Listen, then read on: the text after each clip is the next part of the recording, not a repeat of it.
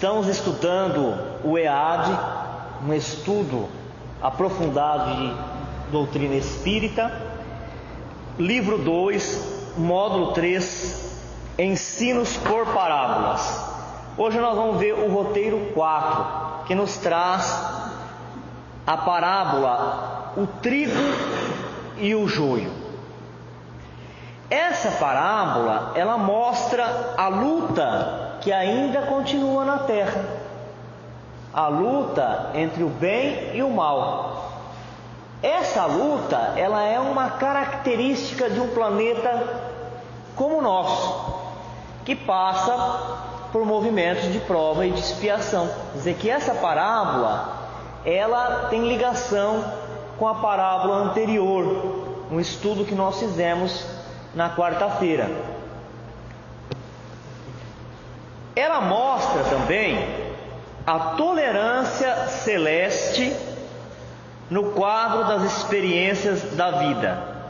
Mostra que, apesar de existir o mal, e apesar de que Deus criou todo o homem para ser bom, ao invés de Deus esmagar aquele que erra, esmagar aquele que está entregue às paixões, Ele tem uma paciência, uma tolerância, aguardando que o homem se transforme num homem bom, numa pessoa boa, que consiga vencer as suas más tendências, as suas más inclinações e multiplicar os seus talentos, usar os dons que foram dados para produzir felicidade para si e para todos que estão ao seu redor. Se Deus não criou o mal, de onde vem o mal? O mal é oriundo do quê? Nós aprendemos na doutrina espírita que só existe um Deus, o Deus único, o Deus de todo o universo, o Deus que está presente em todos e em tudo, que preenche todos os vazios, o Deus que sabe de tudo o que acontece, que é a inteligência suprema, é a causa primária. Não existe outro Deus competindo com Ele e nem dividindo a direção do universo. É um Deus único. Mas o mal existe, não existe? Quem criou o mal? Foi Deus que criou o mal? Não podemos conceber isso, porque para a gente criar alguma coisa, nós temos que ter uma substância. Eu não construo paredes sem tijolos, sem areia, sem cimento, sem pedra. Eu preciso de material para criar. E Deus é só bondade. Ele não tem em Deus substância para criar o mal, que nos faz crer, concluir. E todo o mal que existe, ele é oriundo das paixões menos dignas que nós temos. Qual que é o nosso trabalho na Terra, ou em qualquer parte? É vencer as paixões. É superar as paixões. Porque se existe mal na Terra, ele é proveniente dos espíritos que estão aqui na Terra, ou encarnados ou desencarnados. Nunca ele poderá vir do Pai, do Criador, porque ele é uma fonte de coisa pura, de amor e de bondade. Então, essencialmente é disso que vai falar essa parábola. Vai falar do joio e vai falar do trigo. Vamos ver como é que está o texto evangélico. Propôs-se ler outra parábola, dizendo: o reino dos céus é semelhante ao homem que semeia boa semente no seu campo, mas, dormindo os homens, veio o seu inimigo e semeou o joio no meio do trigo, e retirou-se. E quando a erva cresceu e frutificou, apareceu também o joio, e os servos do pai de família, indo ter com ele, disseram-lhe: Senhor, não semeastes tu no teu campo boa semente? Por que tem então joio? E ele lhes disse: um inimigo é quem fez isto. E os servos lhe disseram: queres, pois, que vamos arrancá-lo? Porém ele lhes disse: não, para que, ao colher o joio, não arranqueis também o trigo com ele. Deixai crescer ambos juntos até a ceifa. E por ocasião da ceifa, direi aos ceifeiros: colhei primeiro o joio, e atai-o em molhos para o queimar. Mas o trigo, ajuntai-o no meu celeiro. Mateus capítulo 13, versículos 24 e 30. Então a situação colocada aqui é a seguinte: o semeador, ele lançou a boa semente no campo. A boa semente é o trigo. Por que o trigo é uma boa semente?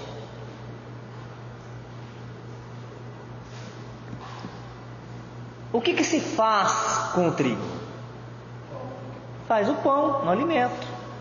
Então, depois que o trigo está maduro, retira dele a semente, faz a farinha, e com a farinha a gente faz o pão, o bolo, a massa da pizza. Quer dizer, alguma coisa que é nutritivo, que alimenta, que dá vida.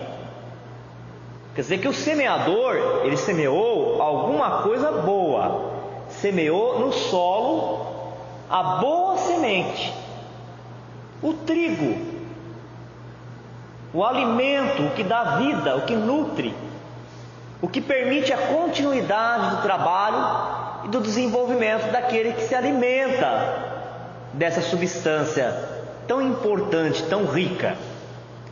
Então o que aconteceu? Quando ele semeou, então ele foi dormir, foi descansar. E quando ele descansou, o inimigo pegou a semente ruim e jogou onde ele tinha semeado o trigo. A semente ruim é o joio. O joio é a semente de uma erva ruim, de uma erva que não alimenta. Quando ela cresce, ela sufoca, ela esmaga a planta que se quer cultivar. É uma erva daninha, uma praga, que na nossa região a gente fala, é uma praga. Se eu não arrancar essa praga, ela vai crescer, ela vai disputar espaço com a planta boa. E a planta boa, aquela que eu plantei, aquela que eu espero colher, ela não se desenvolve, ela vai ser aniquilada, ela vai ser destruída. E aí então os servos, vendo isso, perguntou: mas Senhor, tu semeastes a boa semente, por que está nascendo joio junto com o trigo? Aí o Senhor revela: porque enquanto estavam dormindo, o inimigo veio e jogou, lançou no solo a semente ruim, a semente da erva daninha, o joio. E aí então, solícito, querendo colaborar com o Senhor, com receio que a lavoura ia ser prejudicada, eles se dispõem a trabalhar na lavoura arrancando o joio. Então nós vamos lá, tu semeaste a boa semente, que é o trigo. No entanto, alguém foi lá, o inimigo, o adversário, jogou uma semente. Vamos fazer o seguinte, vamos arrancar o joio. Era o certo, não é? Vamos arrancar o joio, porque se arrancasse o joio, o trigo ia crescer sem nenhum obstáculo, sem nenhum atrapalho, ia ficar uma planta vistosa, ia render bastante, dar bastante semente, colhendo a semente madura, fazia farinha, com a farinha todo o alimento, para alimentar toda a população. A população precisa desse alimento, para ela trabalhar, para ela realizar suas atividades sociais, para ela crescer, para ela prosperar na terra, realizando algo de bom. Mas o Senhor, Ele não autorizou em arrancar a semente ruim.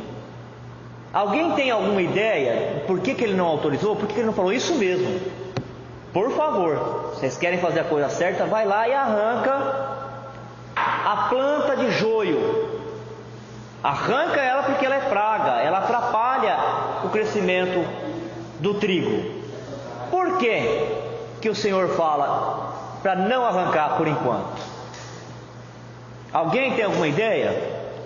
Alguém já conhecia a parábola do joio e do trigo? Com certeza, já deve ter ouvido bastante vezes.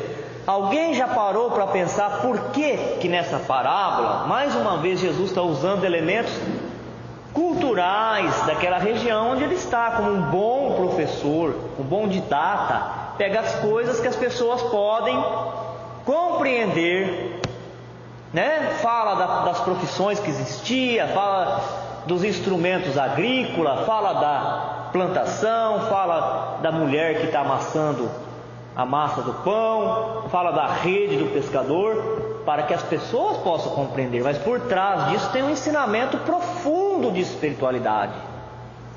Por que será que se planta trigo e o trigo tem um valor nutritivo e alguém foi escondido à noite jogar uma semente ruim de uma erva daninha que crescendo vai sufocar o trigo e por toda a lavoura a se perder? Por que não se autoriza a retirada dessa planta, dessa erva daninha, desse mal? Alguém parou para pensar por que não se autoriza? Porque Deus é democrático. Ele dá liberdade para todos. Se Deus fosse tirar todas as pessoas ruins do planeta, imagina o que acontece. Fica vazio? Sobe pouco. Então veja só, vamos começar a partir da semente. É isso mesmo, cara. Vamos começar a partir da semente. Para nós fica muito difícil entender isso porque nós não conhecemos direito a semente. Só quem trabalhou no campo conhece a semente, né? A semente do trigo e do joio a gente conhece menos ainda. A semente do trigo que alimenta, que dá para fazer farinha, com a farinha o pão, e a semente do joio, que é uma erva daninha que cresce esmagando, sufocando, roubando nutrientes, espaço e sol da outra, elas são idênticas. Elas são iguaizinhas. Na hora que você olha para as duas, você não sabe qual que é uma, qual que é outra. E na hora que ela germina, que ela solta as folhinhas, também não dá para saber qual que é uma, qual que é outra. Se for para arrancar a boa, a má planta, não conseguindo identificar qual é a boa, corre-se o risco de retirar a boa.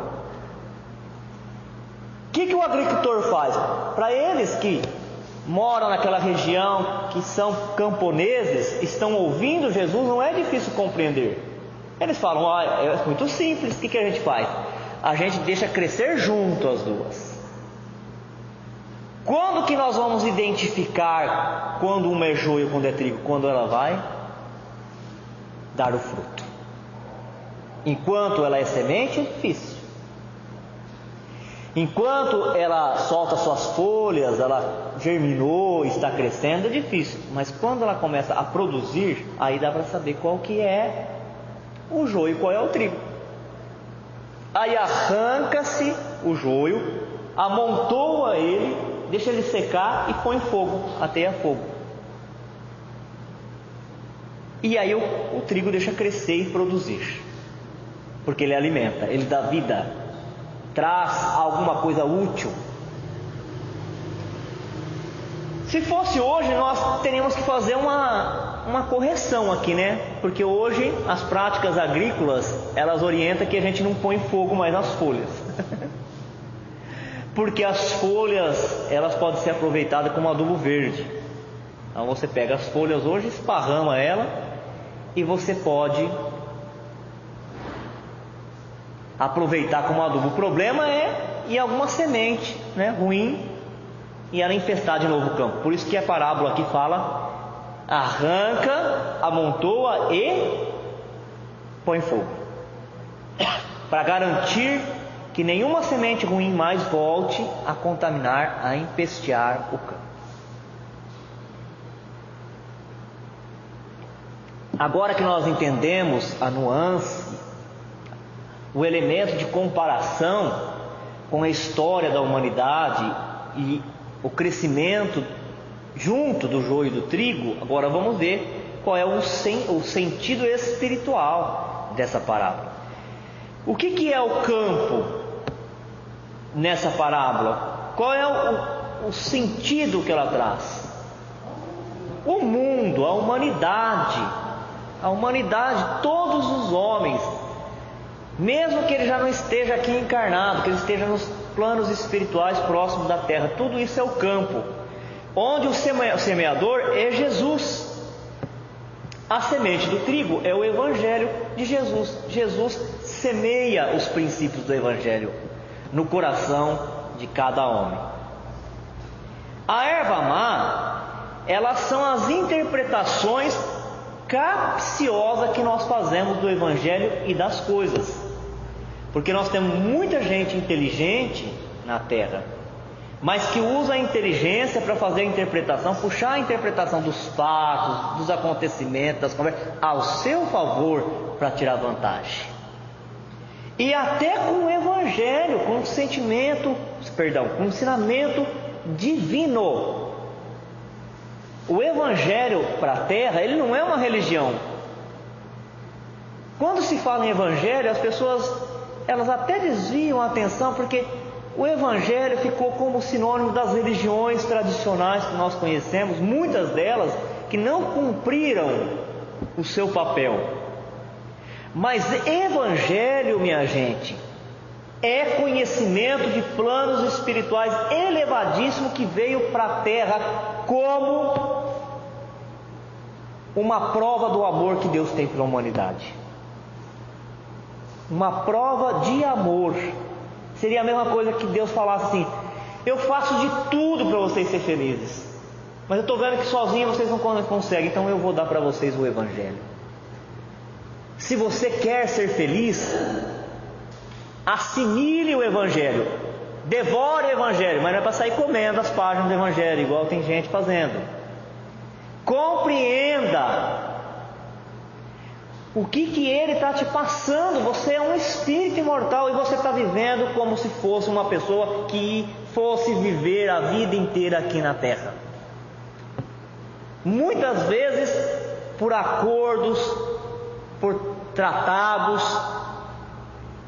comprometendo a sua alma, porque você sabe que é um espírito, mas age como se fosse um corpo. Cuidado com isso. Então o Evangelho é isso, esse lembrete diário em nossas vidas. Tu és um espírito, a criatura de Deus, e Deus quer que você seja feliz. Mas para ser feliz tem que fazer a coisa certa. Tem que caminhar com a consciência tranquila. Então o campo é a humanidade. O semeador é Jesus que semeia a boa semente, porque as palavras do Evangelho, ela nos alimenta, ela nos consola. As pessoas ficam doentes, e aí você lê o Evangelho, ela fala: morre o corpo, mas não morre o espírito, então vale a pena continuar sendo bom, persistindo no bem. Há uma derrocada financeira, a pessoa cai financeiramente, e o Evangelho fala: você perdeu o dinheiro, mas você não perdeu a dignidade. Não perca a dignidade. Você continua sendo luz. Vai passar algum tempo aqui na terra passando por dificuldades financeiras, tendo que trabalhar um tanto mais, mas deixando o corpo físico, tendo feito as coisas certas, você vai para um plano elevado, desfrutar da felicidade que você procura. Veja, que boa semente, não é? A semente que alimentou os cristãos, que foram até os círculos do martírio e não temiam a morte. Ai do mundo, né? Quando ele despreza o Evangelho, porque a gente tem relato de todos aqueles que conviveram com Jesus, aqueles que sofreram, foram sacrificados, a condição espiritual que eles desfrutam já há séculos e milênios. Enquanto aqueles homens que queriam se salvar aqui na terra, salvar cargos, posição, que queriam alimentar a vaidade, o ego, todos eles se comprometeram e ficaram séculos e séculos e séculos de sofrimento. É essa a mensagem.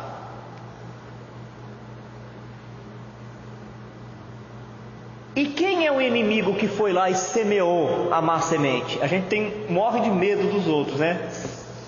Os adversários, os inimigos. Mas o inimigo, o verdadeiro inimigo da doutrina cristã, são os adversários do nosso íntimo, do nosso interior. Esse que nos trai. As pessoas que estão ao nosso redor, se a gente pensar com tranquilidade, ela não nos trai. Mas os nossos sentimentos nos traem.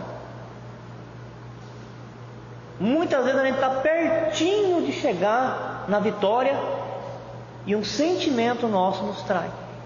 Um sentimento de desânimo, de desespero, de abandono, de solidão, nos trai. Às vezes a gente olha para as pessoas e nós desenhamos uma imagem do que nós achamos que a pessoa deverá ser para nós, e quando ela não é, a gente fala: me decepcionou, me frustrou, traiu a minha confiança. Mas algum dia essa pessoa falou para você que ela ia ser assim, do jeito que você pensou que ela seria? Não, mas eu achei que fosse. E agora, como ela não é, como não fez do jeito que eu queria, como fez diferente, eu estou decepcionado. Com quem? Com quem? Né? Então o inimigo somos nós mesmos quando nós alimentamos paixões inferiores. Vaidade, orgulho, egoísmo. Essencialmente são essas, né? O Evangelho fala que o egoísmo e o orgulho são os pais de todos os outros vícios, de todas as outras paixões. E essa é a erva daninha que está crescendo junto. Quer dizer, então vamos trazer a parábola agora para a humanidade. A humanidade toda está na Terra cumprindo um trabalho de evoluir, de progredir. Todos aqui estamos trabalhando por essa evolução. Estamos trabalhando quando nós estamos na religião, estamos trabalhando quando nós estamos na profissão, estamos trabalhando quando nós estamos em casa, refletindo, pensando na nossa vida, pensando no que nós falamos para o outro, que o outro falou, como nós deveremos nos relacionar com ele. Isso é um trabalho, ativamente. Então, nós estamos trabalhando. E estamos trabalhando neste momento de prova e expiação, onde o trigo está crescendo junto com o joio. Mas não pode retirar agora o joio.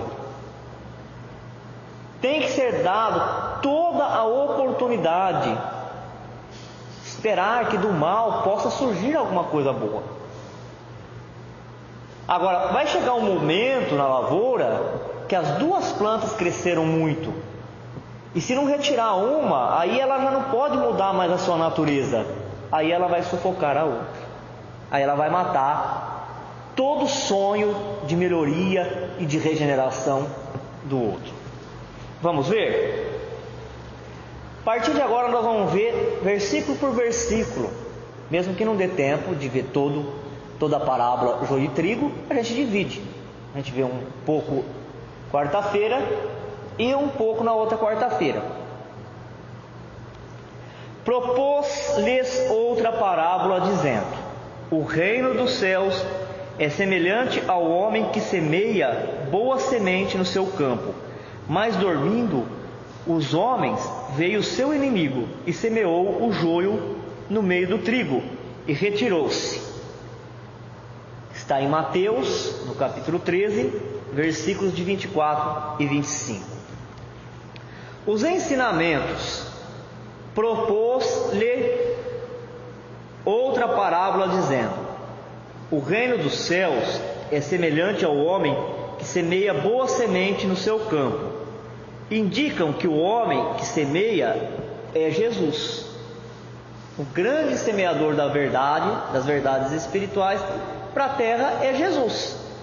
Mas não houveram outros? Houveram aqueles que colheram a semente que Jesus semeou e estão cultivando. Mas quem foi o original, aquele que trouxe o conhecimento, que trouxe a maneira correta de viver, né? Que trouxe os preceitos superiores para a terra?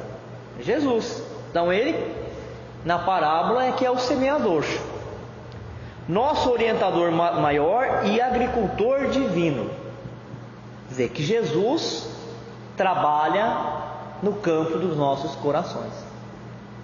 Jesus, uma potência divina, com cabedal, com conhecimento de tudo aquilo que nós ainda vamos viver, ele trabalha no campo da nossa mente. Aquilo que nós conseguimos captar de Jesus e utilizar vai gerar benefícios, equilíbrio, harmonia para nós e para todos que estão ao nosso redor. A boa semente é o seu evangelho de luz e amor, que nos concede os meios de nos libertarmos das nossas imperfeições. Qual é o trabalho do homem aqui no momento de prova e expiação? Está colocado aqui no ensinamento. Neste momento, o que nós estamos fazendo? Nos libertando das nossas imperfeições. Ah, mas nós somos seres divinos, nós vamos aumentar a nossa luz. É verdade, só que nós fazemos uma coisa de cada vez. Para cada ciclo, um aprendizado. O nosso agora é remover as imperfeições. Ah, eu achei que eu tinha uma missão de melhorar a humanidade. Uma coisa de cada vez. Só pode ir para o segundo ano quem fez o primeiro ano. Só pode ir para o terceiro ano quem fez o segundo. Qual é a escola que nós estamos matriculados? De prova e expiações. Ah, mas eu não sou tão mal assim. Ninguém está falando se é bom ou se é mal. Nós estamos na terra de prova e expiação. Que tipo de espírito que vem para uma terra de prova e expiação? Aquele que tem imperfeição. Qual é o nosso trabalho? Remover as imperfeições. Então, quando ele fala na parábola que alguém dormiu, e enquanto dormiu veio o inimigo e jogou a mal semente, ele está falando disso, da nossa invigilância. Se nós perdermos de vista que nós somos espíritos imperfeitos e que nós viemos na terra para remover as imperfeições por um trabalho perseverante, um trabalho constante, seria como aquele que dormiu e deveria estar cuidando da lavoura e do campo. Como ele está falando do ensinamento do Evangelho, quando ele está falando da divulgação do Evangelho e coloca aqui que a erva má é a interpretação capciosa, quando alguém utiliza os ensinamentos divinos para tirar vantagem sobre as pessoas, sobre o povo, ele está agindo como um inimigo, está agindo como a erva daninha. Quando as pessoas elas estão aparecendo mais do que o ensinamento de Jesus no trabalho que ela está fazendo, ela está sendo uma erva capciosa. Por quê? Está perdendo a oportunidade de ensinar as coisas boas que poderão ser importantes para as pessoas não caírem novamente, não perder novamente a encarnação, para de novo amassagear o seu ego, para extravasar a sua vaidade. É nesse sentido que a parábola vem dizer para a gente não dormir no meio do trabalho. Lembra quando as pessoas falavam para Jesus que Jesus era bom, que eles falavam? Né? Bom é Deus. E ainda ele era firme, dizendo assim, quando ele chegava: olha, Jesus, você é muito bom, você é maravilhoso, ele falava: afasta de mim, Satanás. Bom é só Deus. Satanás aí é mentira, né? Não é um espírito ou Jesus amaldiçoando um homem porque falou isso. Ele está falando: vá para lá com essas ilusões e essas fantasias, porque se elas estão pegando os homens da terra, a mim elas não pegam mais. Eu já passei por tudo isso. Eu estou mentalmente acima disso. Isso não me engana. Eu não me vendo mais por isso. Sou fiel a Deus. Sou fiel a Deus. Não a bajulações, não a ciladas, a falcatruas que as paixões de um mundo de prova e expiação têm para oferecer aos espíritos que estão matriculados nela, como teste, como prova. Não é uma coisa ruim. Mas e a espiritualidade, como ela vê isso daí? Ela fica indignada? Não, ela vê normal, não é? No mundo de testes, de prova, tem que ter prova e teste. E o espírito vai aprendendo com essas provas e com esses testes. O homem que semeia a semente no seu campo é uma assertiva aplicada a nós próprios. No outro sentido, demonstra que possuímos um campo de atuação característico do nosso nível evolutivo, onde desenvolvemos experiências importantes de aprimoramento espiritual. À medida que evoluímos, descobrimos a necessidade da seleção de valores que devem ser aplicados neste campo. A boa semente representa, pois, a semeadura de valores morais e intelectuais. Então está dizendo que à medida que nós vamos evoluindo, nós vamos percebendo, descobrindo outras necessidades de atuação e nós vamos colaborando mais com Deus. Tem gente que nos pergunta assim, tem pessoas que fazem tanta coisa errada, será que elas têm consciência do que elas estão fazendo? Aí a gente fala, sim, se não tem, ela terá. Será que elas têm consciência mesmo? Eu acho que elas vão errar até o final. Não é assim que acontece. Como o Carlos disse, Deus é seguro da sua criação. Foi Ele que criou. Então Ele tem segurança que todos aqueles que Ele criou vai chegar lá. Alguns chegam primeiro, porque se esforça mais. Outros, às vezes, ficam retidos no meio do caminho.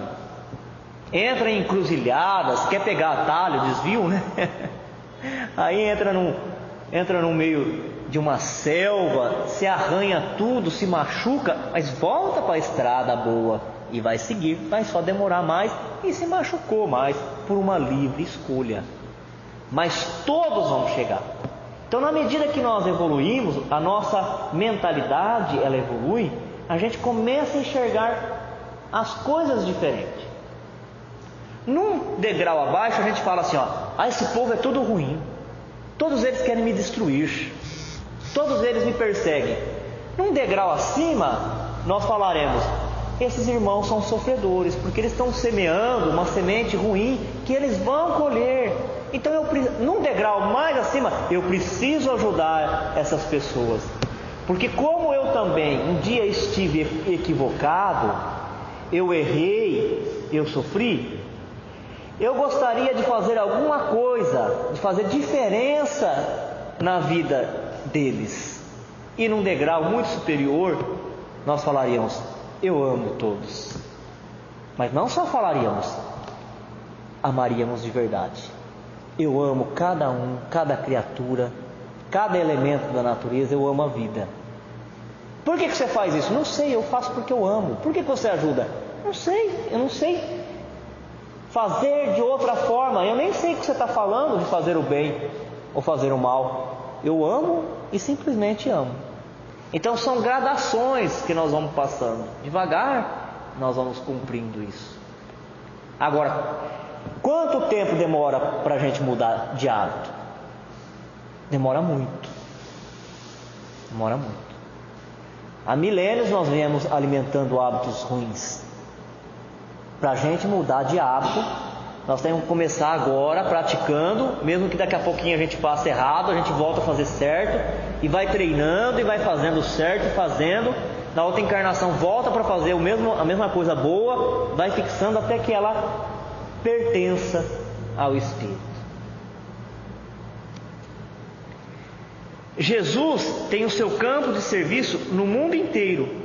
Nele, naturalmente, como em todo campo de lavoura, há infinito potencial de realizações em faixas de terra excelentes e zonas necessitadas de arrimo, corretivo e proteção. Assim como na lavoura, antes de semear, tem que acertar o solo, corrigir a acidez, Também, se a humanidade inteira é o campo de trabalho de Jesus, alguns terrenos são excelentes, produzem muito, oferecem condições, boa vontade, disposição, humildade, Outros precisam de correção, mas Jesus não abandona nenhum terreno.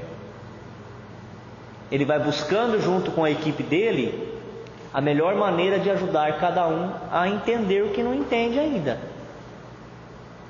Cada espírito vai ter que fazer isso por si só, né?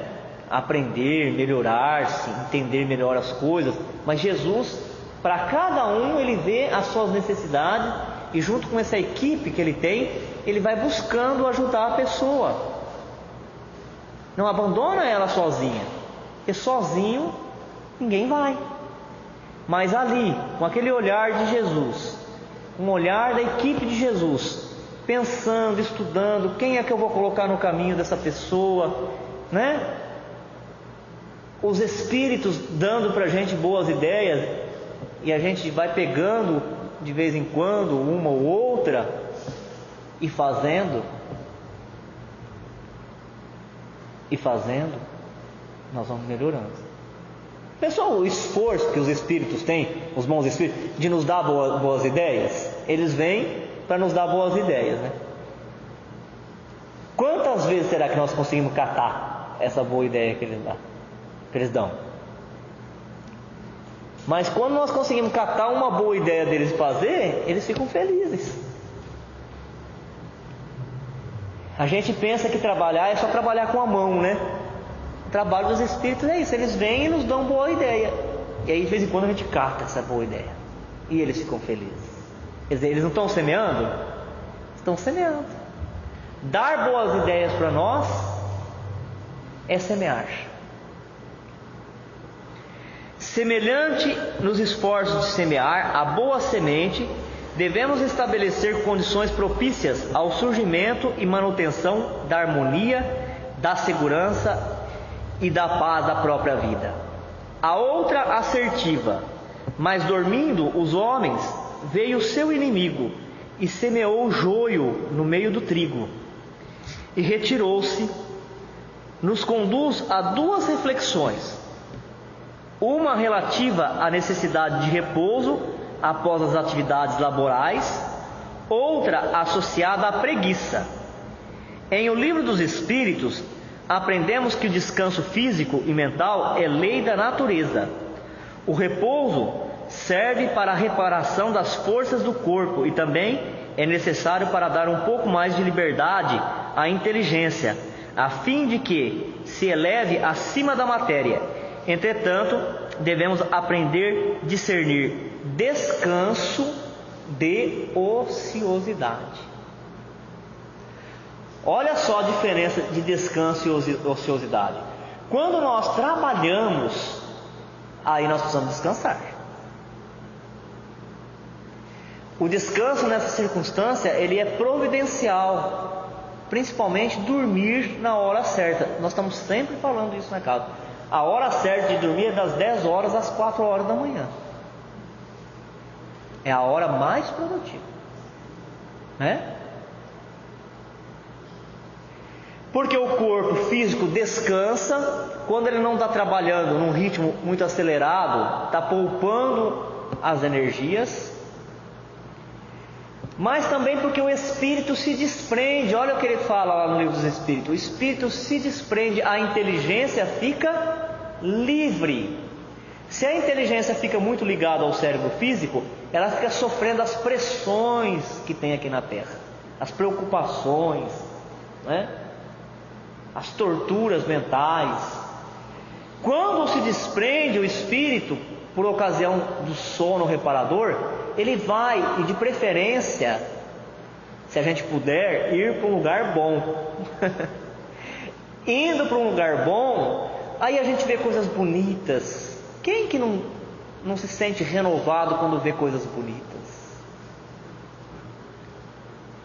Ir para um lugar onde as pessoas tenham a expressão de suavidade, de leveza.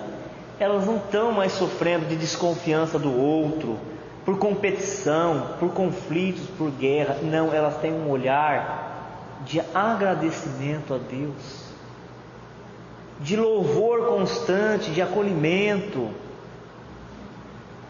uma atmosfera leve, suave. uma paisagem comovedora, aí como é que a gente volta para o corpo quando nós vamos para um lugar deste? Mais preparado para o dia, mais preparado para a labuta. Mais diferente disso é a ociosidade. Já vamos encerrar com essa frase. Ele vai mostrar o que nos acontece quando nós confundimos descanso com ociosidade. O que é o descanso? É o intervalo entre um trabalho e o outro trabalho. Eu trabalhei, eu preciso descansar o corpo e a mente, o espírito, recompor energia para eu voltar a trabalhar. E o que é a ociosidade? É a fuga do compromisso, a fuga dos deveres. E nessa condição, urge, pois, que saibamos fugir, desassombrados aos enganos da inércia, porque o espelho ocioso de nossa vida em sombra pode ser longamente viciado. Então, a pessoa que trabalha, ela se prepara para assumir, ela trabalha direitinho, ela está se preparando para assumir novas responsabilidades, ela está se preparando para assumir um compromisso mais sério. O espírita, ele trabalha nessa perspectiva. Por que você está trabalhando? Estou trabalhando para um dia eu morrer e descansar no céu. Não, ele fala sempre para si mesmo: eu estou trabalhando para adquirir conhecimento, para melhor trabalhar. O espírita não pode se arrepiar quando ouve a palavra trabalho, né? Porque ele aprendeu que trabalho é garantia de felicidade. Só poderá ser livre e feliz quem é útil, quem desempenha um trabalho útil. Então o espírita, ele trabalha para se aperfeiçoar, para enriquecer-se de valor e poder melhor servir. Agora, o ocioso não, ele quer fugir da responsabilidade. E aí então ele vicia a sua mente. Olha o que acontece. Porque o espelho ocioso da nossa vida em sombra pode ser longamente viciado e detido pelas forças do mal que, em nos vampirizando, estendem sobre os outros as teias infernais da miséria e do crime. E não é que os nossos antigos tinham razão quando eles falavam que a mente vazia é a oficina do diabo, do cão? Olha o que ele está dizendo: aquele que se entrega à ociosidade vicia-se mentalmente, permitindo a chegada da sombra. Os espíritos mal intencionados, eles fazem da mente ociosa um lugar onde eles possam assentar. Eles assentam ali, e assim como os bons espíritos nos dão boas ideias, os maus espíritos nos dão mal ideias. E aí então eles começam a insuflar no nosso pensamento coisas ruins. E aí quando a gente começa a ficar com raiva de pessoas, a gente não sabe nem porquê, tem raiva da pessoa, está pegando, ele está dando, está pegando. É assim que mentes fracas cometem crimes. Pode ser o crime contra a vida do outro, o crime contra a própria vida. E as suas energias são assaltadas. Então, é isso que Jesus quis dizer na parábola quando ele disse que a boa semente, ela foi semeada. Ele já trouxe o evangelho aqui na terra. Todas as almas estão tendo contato com ele. Agora, alguns estão dormindo, estão ficando em vigilante. E à noite, por que à noite? A noite simboliza o escondido. Vem escondido, vem manso, vem sorrateiro. Quando se menos espera, né? Quando não tem ninguém vendo, aí o inimigo joga a má semente. É que a gente tem que estar em prece, em oração, e sempre querendo fazer o bem, sempre querendo o bem, em todos os momentos do dia, para que nós não venhamos colher as más sementes. No desdobramento da parábola, vai ficar para quarta-feira que vem, nós vamos ver que ele vai evoluindo, o ensinamento evoluindo até falar do momento que nós estamos experimentando na terra, né? Porque o joio e o trigo, eles vêm crescendo junto na terra há muito tempo, mas chegará um momento, você vê que no final da parábola ele fala, né? Chegará um momento em que o Senhor ordenará que se arranque todo o joio, faça um monte e ateie fogo. Então, nós vamos caminhando nessa interpretação, nesse estudo, até a gente chegar nesse último versículo, para tentar entender o que